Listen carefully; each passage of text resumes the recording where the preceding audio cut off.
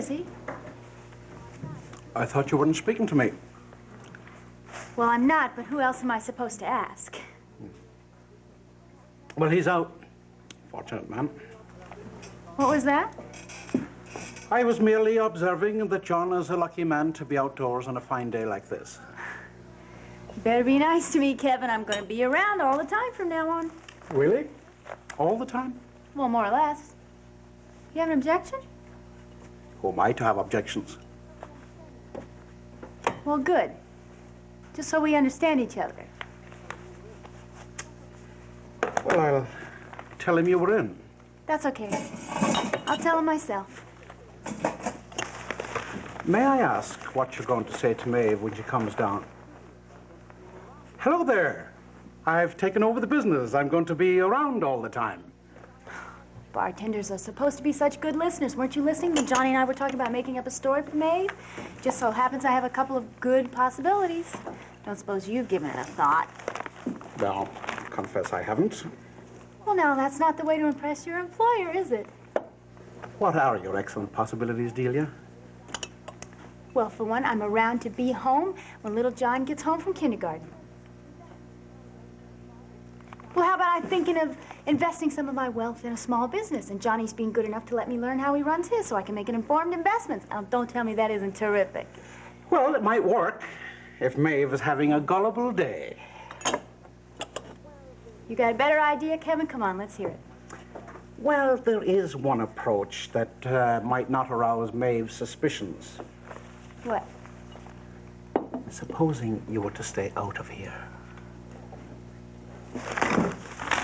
Oh, no offense. I'm going to ignore that, Kevin. I'll just give you a few notes, and I'll talk to Johnny later. Notes? Yes.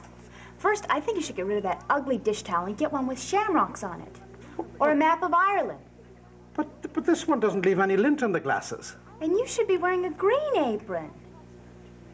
I also think a decorator should be brought in to brighten up things. And how about some shillelaghs dangling from the lamps there? Yeah, that would make Ryan's more of a party. And I was thinking also we could have sing-along of folk songs in the afternoon. Old people would just be fighting to get in here. And no doubt you'd like John and myself to wear leprechaun outfits on such occasions. Outfits? Maybe, yeah. Forget your notes. I'll have none of them. If there's one thing that John Ryan abhors, it's that cutesy Irish rubbish. Map of Ireland on the towel, indeed. Just get it into your head, Delia, that none of that sure and bigorra stuff is going to invade this establishment. Oh, you think so, huh? I know so. Well, I know better. All right, my friend. If you're so business-minded, let me fill you in on some choice inside information.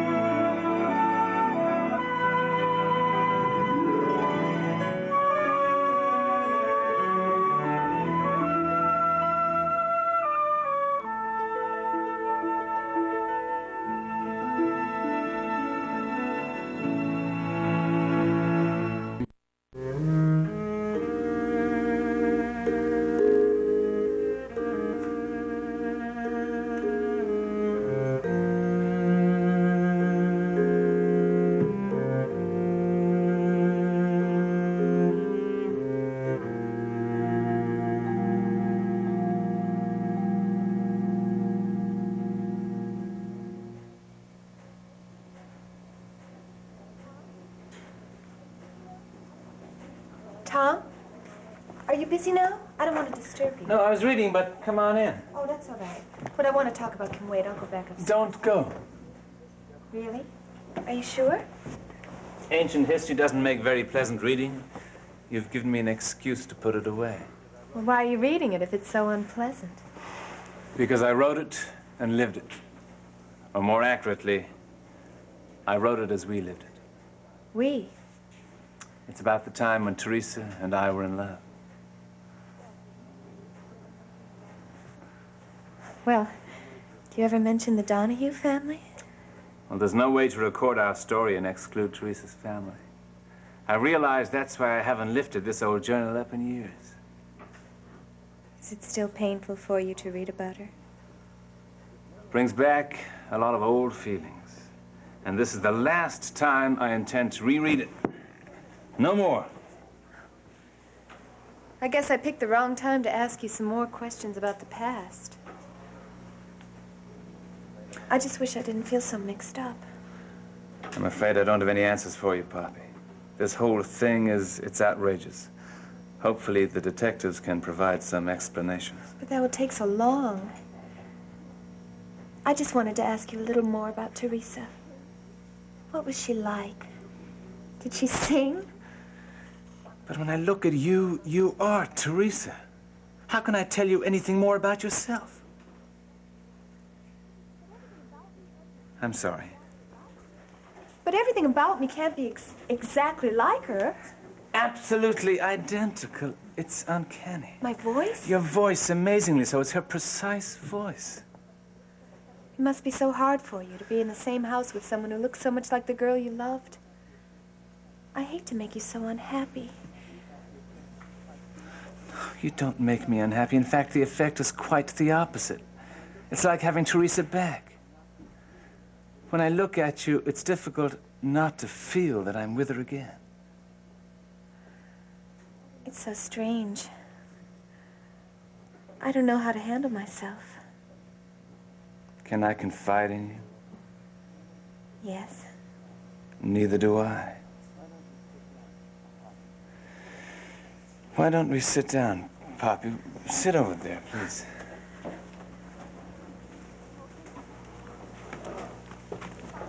This whole thing is like a miracle for me. Finally, I have some clue of my past. But I don't want to cause you pain. No, the pain's about losing Teresa. But when I see you, it's like having her back. It's lovely to see her. It's pleasure, not pain. I won't leave you, Tom.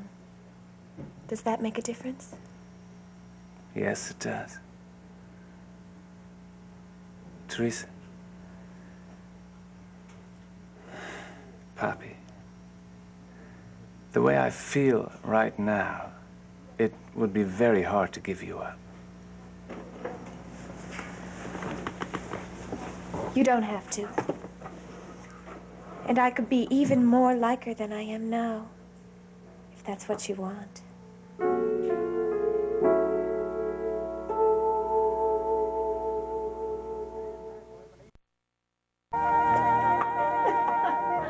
This is fun, but I'd prefer a trampoline. Maybe I'll give Frank one for his birthday. Yeah, I'm sure he'd be thrilled. You were right, Thatcher. I usually am. What about this time? This is no place to hang out between meetings. Bob's not amused by our visit. Mary, I love you, but today has been a real cruncher. And I thought political assistants never have anything to do but hang out in Georgetown. Well, I won't argue with that, but I do work for your brother, and if I'm not careful, I'm going to be late for another appointment. You don't have to entertain us, Mr. Reed. Of course not. I know we shouldn't have just dropped in without checking first. Oh, come on. I'm glad you did. When else do I get a chance to see you? I just wish I had more than 3.5 minutes. Hello, goodbye is no way to treat the press. And an important member of the family. As a matter of fact, I'm becoming important. Hey, is that Washington series going good? Sensational. People stopped me on the street and asked if I'm Walter Cronkite. Well, I'm glad you guys are having fun, but I really have got... 3 minutes are up. That's Sorry. right. All right. We're leaving. I just wanted a few unrehearsed moments, and I got them. Blame Thatch for bringing me here. I was perfectly willing to run barefoot around the reflecting pool. I beg your pardon. It was she that insisted on it. I'm sure it was. Okay. Back to government funding of public schools. Come on, Thatcher. Back to work. You're doing a story about school financing. Yes, but the homework's a bit dull. I think Mary could do with some lively information. Do you have access to some? Well, just as it happens, I just talked to one of my Georgetown pals who saw a brand new report by a Supreme Court justice on the subject. Could you get us a copy? Might be able to do better than that.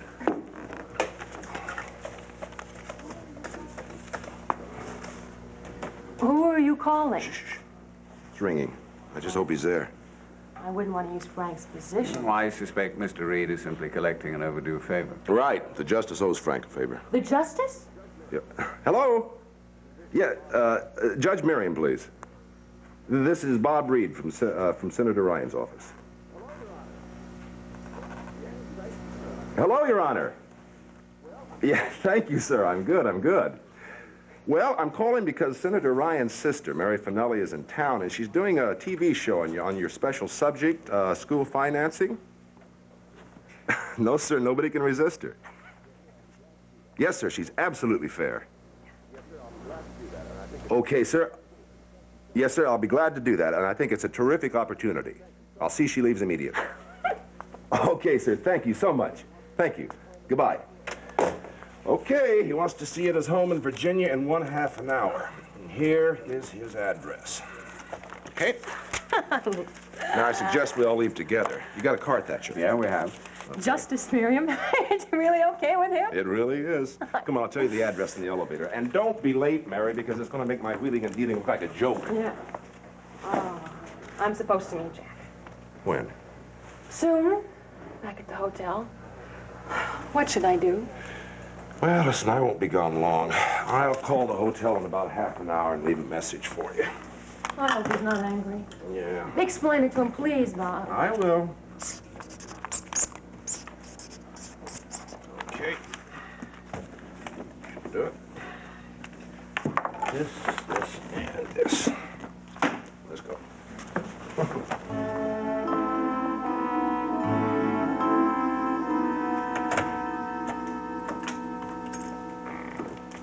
Mary? Mare. Well, she must have just stepped out.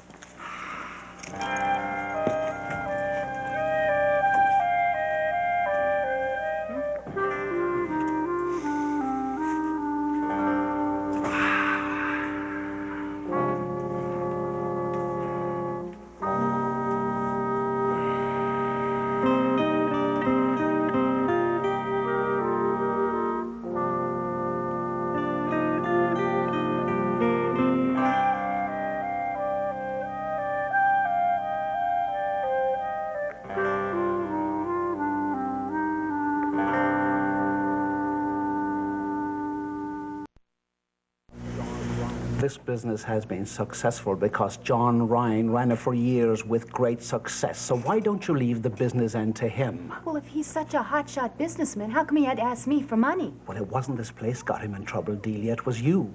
That's not fair. I got him out of it. After tormenting him with your get-rich-quick schemes and introducing him to your shark friend, Grimley. He went to Grimley on his own. You, Delia, 'twasn't Grimley came in here wearing a fitch, and 'twasn't Grimley stood in there swilling gallons of cocoa. 'Twas you. I stopped. I switched to tea. Yeah, leaving him a sad and sorry man with a debt load in the thousands. You damn well should have helped him out of that mess. Well, you never even give me any credit for that. All you ever do is blame me. I happen to be fond of that man, Delia, so I'll withhold the credit. Why? Because I know what you're after. You want to run Ryan's yourself. Well, I bought it. What do I get for $83,000? A chance to count the empties? For that kind of money, I have the right to make suggestions. Well, not if they're all as foolish as painting the bar with decorator colors. I'll never approve of that. Approval? Who needs your approval? I'm family. You're not. You're a Reed by birth, and the Reeds were never noted for their good taste. You stop insulting me. Somehow you got it in your head that you can pick on me, and somehow I must encourage you, but you just cut it out. From now on, when I come into this bar, my bar, you try to remember that you're an employee, my employee. As if I could forget it. And you should welcome any suggestions your boss makes. If the boss's suggestions are intelligent. Watch what you say to me, Kevin. Why don't you do us all and yourself a favor and leave here? Well, I'm going to do just the opposite. I'm going to be here every day from before lunch till very late, and I'm going to start supervising what goes on around that here. would be lovely for us. Well, if I don't, Johnny, I'll never make a dime off this, and I'll never get repaid. And since I don't get any gratitude, at least I'm going to get my money back. Does it always take you so long to do these glasses? Is there something else you'd like me to do, madam? Your wish is my command. Well, I'll hop right through it, even though it's 20 years or more since I took orders from a twit.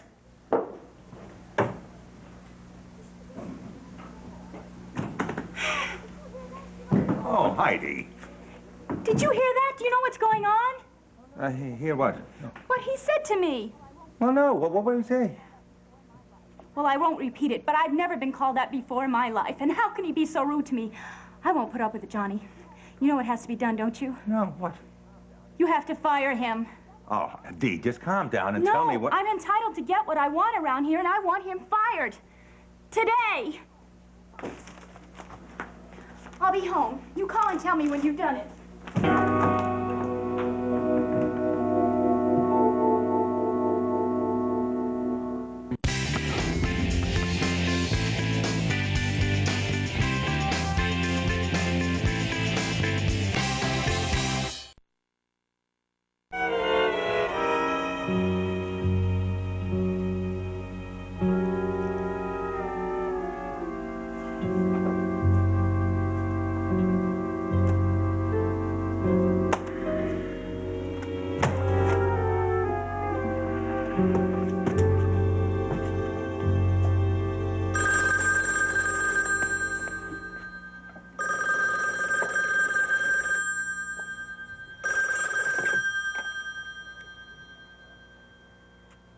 Hello. Jack. Oh, boy. Look, I would have got back to you earlier, but the day's really been a terror. Certainly has. Don't suppose you have any information on my wife. Look, I'm really sorry, but she's been delayed. Now, I know you're over there climbing the wall, but believe me, it was all my fault. Not unless you kidnapped her. Look, she got pulled in by surprise to a meeting. Pulled? She couldn't say no, Jack. Naturally. No, wait a second. I set her up with a VIP. Now, she couldn't say when or where. I mean, he was available, so off they went. Thatcher, too. Right. I mean, she's in Virginia. But she'll be back. Hey, Jack, are you there? I'm here. Been here all afternoon. Yeah, okay, look, you got every right to be angry. I'm fine, Bob. It's all perfectly understandable. Washington's a busy town. You're both busy people. Thanks for eventually calling. Bye.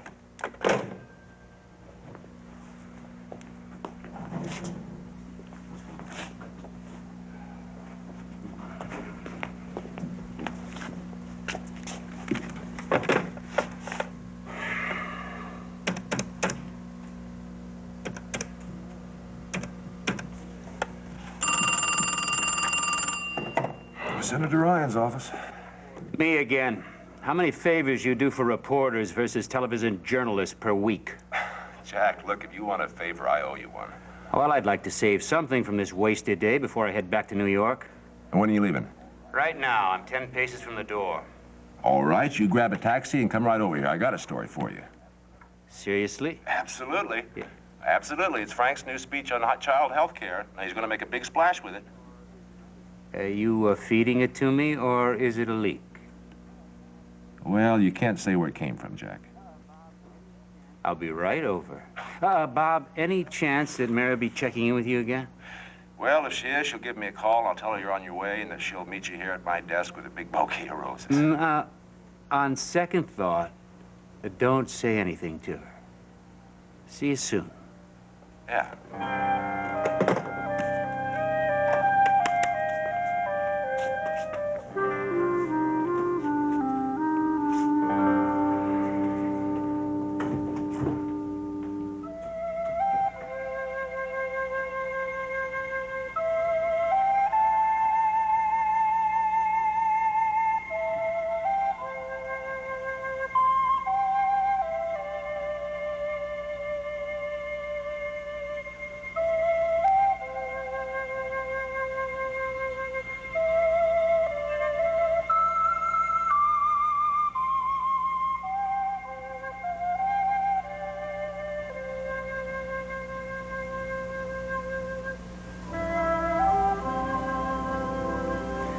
Finally, she came over the hill and ran to me.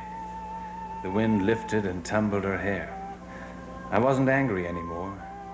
I didn't care how long I'd waited. She was laughing and blushing, and I wanted to put my arms around her, right there by the road. But I only touched her hair. We didn't talk much on the way to the old barn.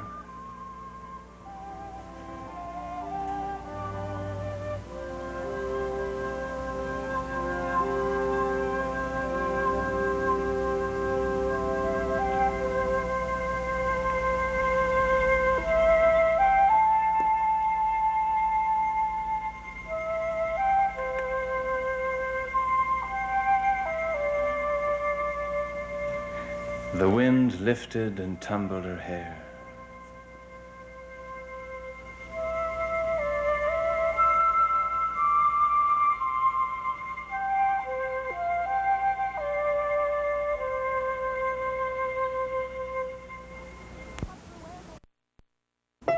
Parties, boys, and drama. Oh my! Catch up with the 5 sexy singles who are putting a new spin on Southern charm. Don't miss an all-new Southern Bells Louisville, Thursday at 10 on SoapNet.